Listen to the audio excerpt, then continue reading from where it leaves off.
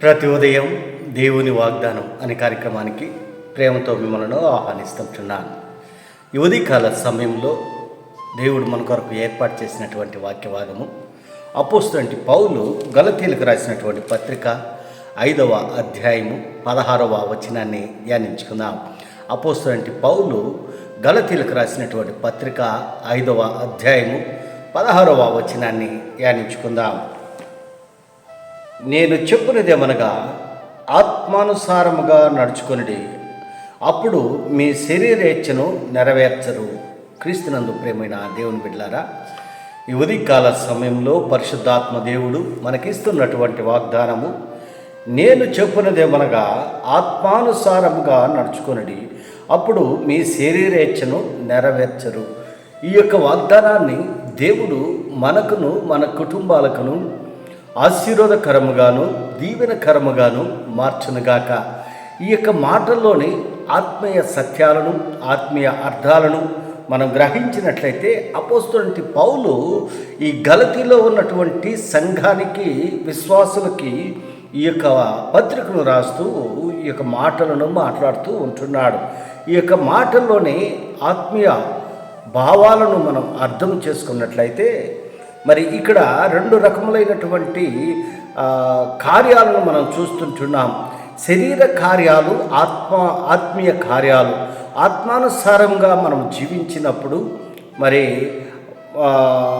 ఏ రీతిగా ఉంటుందంటే మన శరీర కార్యాలను నెరవేర్చు అనగా ఆత్మ అనగా దేవుని యొక్క వాక్యం, దేవుని యొక్క మాటలు మన హృదయంలో ఉన్నప్పుడు ఈ యొక్క శరీరానుసారంగా మనము ప్రవర్తించేదానికి ఆస్కారం లేదని పౌలు యొక్క ఉద్దేశంగా ఉంటున్నది.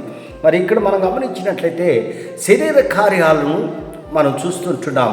కింద భాగంలో ఆత్మీయ కార్యాలను మనం చూస్తుంటున్నాం. శరీర కార్యాలు ఏంటనగా జారత్వము, అపవిత్రత, కాముకత్వము, విగ్రహారాధన, అభిచారము, ద్వేషములు, కలహము, మత్సరములు, క్రోధములు, కక్షలు, భేదములు, మిమతములు, అసూయలు, మత్తతలు, అల్లరితో కూడిన ఆటపాటలు, ఇవన్నీ కూడా శరీర కార్యాలుగా ఉంటున్నాయి. మరి ఈ యొక్క శరీర కార్యాలు ఉన్నప్పుడు మరి ఆత్మీయ కార్యాలు చేసేదానికి మరి ఆస్కారము ఉండదు. మరి అందుకే 22వ వచనంలో మనం గమనించినట్లయితే ఆత్మీయ కార్యాలను మనం అక్కడ చూస్తుంటున్నాం. ఆత్మ ఫలము ఏంటి అనేది మనం చూస్తూ ఉంటున్నాం. ప్రేమ, సంతోషము, సమాధానము, దీర్ఘశాంతము, దయాలత్వము, మంచితనము, విశ్వాసము, సాత్వికము, ఆశానిగ్రహము, ఇవన్నీ కూడా ఆత్మ ఫలాలు. అనగా ఇది ఆత్మానుసారంగా జీవించేటువంటి వారికి ఉండవలసినటువంటి ఆ లక్షణాలను ఇక్కడ మనం చూస్తుంటున్నాం. మరి పైభాగంలో మరి శరీర కార్యాలను మనం చూస్తుంటున్నాం. ఈ యొక్క శరీర కార్యాలు మనలో ఉన్నప్పుడు ఆత్మానుసారంగా నడుచుకునేదానికి ఆస్కారం లేదు అని ఈ యొక్క మాటల్లోనే మరి ఉద్దేశంగా ఉంటున్నది. అయితే దేవుని నమ్మినటువంటి బిడ్డలుగా మనం ఈ లోకంలో జీవిస్తున్నప్పుడు ఎలాంటి కార్యాలు, ఎలాంటి ఫలాలు మనం కలిగి ఉంటున్నాము?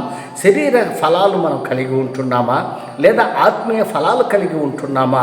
మరి ఆత్మీయ ఫలాలు కలిగి ఉన్నట్లయితే శరీరానికి మనము లోబడము, అనగా ఈ లోకానికి మనం లోబడము.